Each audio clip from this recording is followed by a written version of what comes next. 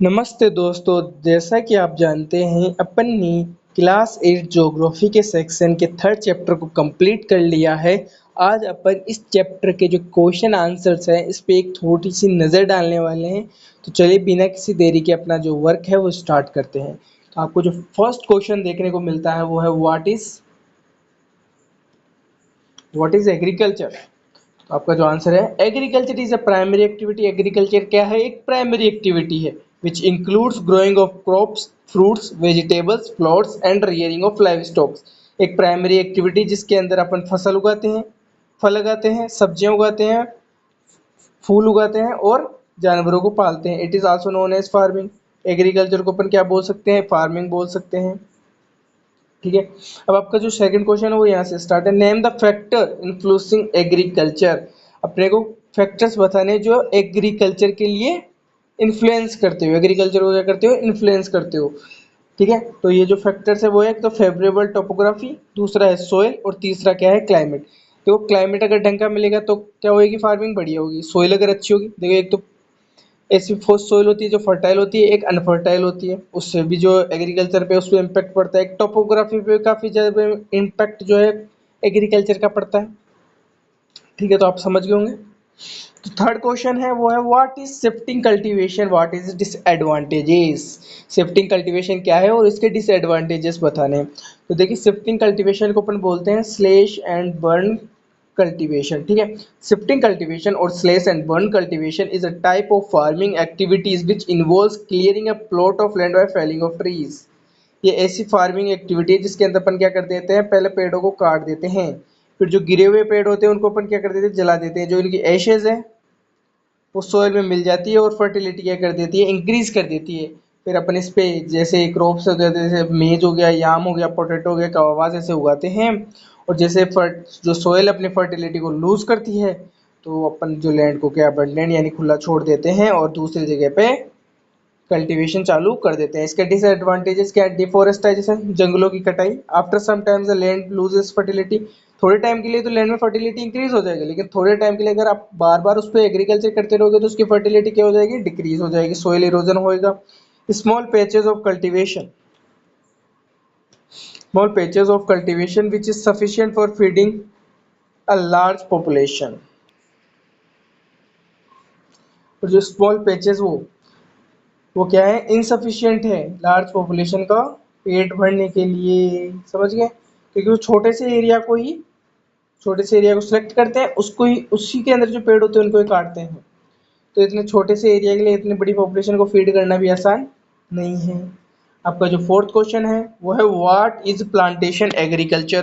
Plantation agriculture is a type of commercial farming where single crop of tea, coffee, sugarcane, cashew, rubber, banana और cotton is grown. ये क्या है? Plantation agriculture क्या है? Commercial farming है जिसके अंदर अपन क्या करते हैं? टी उगा लो, कॉफी उगा लो, शुगर केन, केशू यानी काजू, रबर, बनाना, ऐसे कुछ क्रॉप्स को अपन उगाते हैं।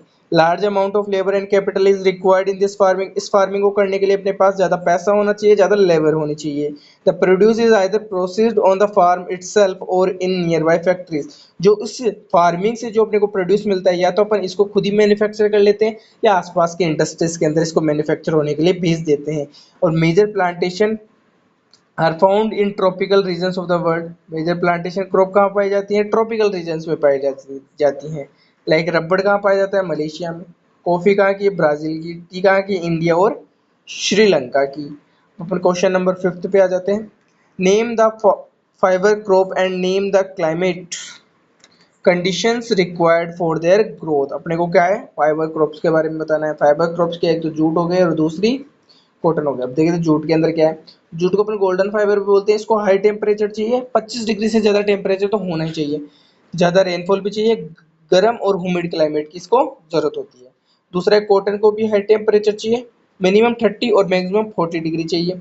रेनफॉल काफ़ी कम चाहिए, कम रेनफॉल में भी जो है कॉटन उग जाती है। And most important 210 frost free days and bright sunshine, यानी 210 दिन, 365 दिन में से 210 दिन तो कम से कम, 365 डेज में से 210 डेज तो कम से कम सनशाइन होनी चाहिए, तभी ये सर्वाइव कर पाएगी।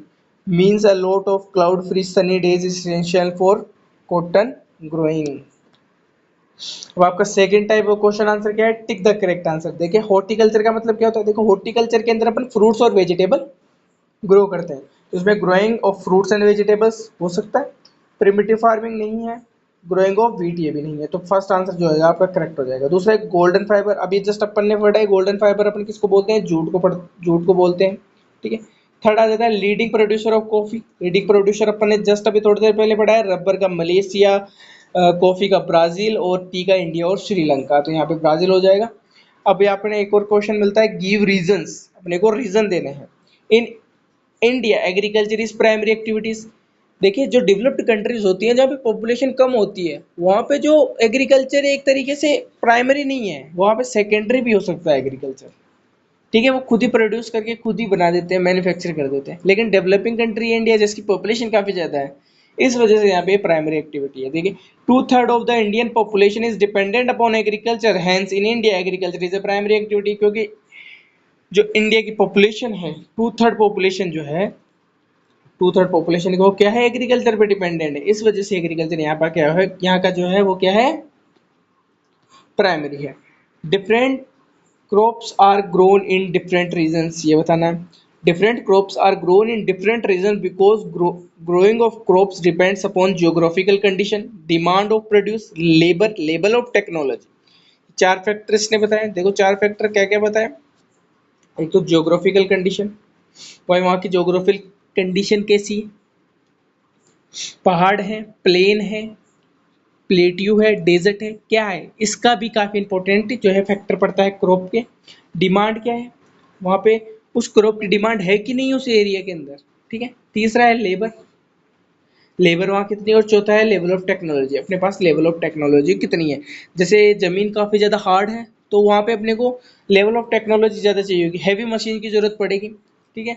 अगर आप ऐसे केरला के अंदर जाके वीट उगा दोगे तो वो बिकेगा नहीं, वहाँ पे तो चावल ही खाते हैं लोग, वैसे ही, ठीक है।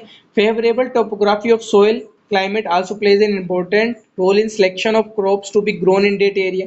देखिए सोइल की टोपोग्राफी, वहाँ की सोइल कैसी है, फर्टाइल है, अनफर्टाइल है, ब्लैक है, ग्रे है, रेड है, वो भी इंपॉर्टेंट करता है। क्लाइमेट कैसा है वहाँ का, हॉट है, ह्यूमिड है, ड्राई है, वेट है, ठीक है, वो भी इंपॉर्टेंट रोल है। डिसइंग्नियस बिटवीन द, अपने को इनके अंदर डिफरेंस बताना है। ये एक तो प्राइमरी एक्टिविटीज और टर्शरी एक्टिविटीज के अंदर, यहाँ सेकेंडरी नहीं है, फर्स्ट और सीधे थर्ड के अंदर अपने को डिफरेंस बताना है।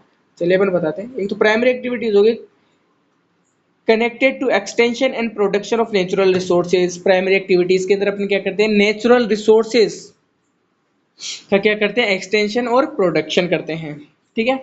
और एग्जांपल आ गया एग्रीकल्चर और fishing. Tertiary activities provide support to primary and secondary activities, related transport से, इंश्योरेंस जैसे है उनसे रिलेटेड करती है। तो ये अपने को डायरेक्ट क्या दे देती है, प्राइमरी और सेकेंडरी सेक्टर के लिए काफ़ी ज़्यादा इंपॉर्टेंट सर्विसेज प्रोवाइड करती है, जैसे services such as banking and transport, ठीक है।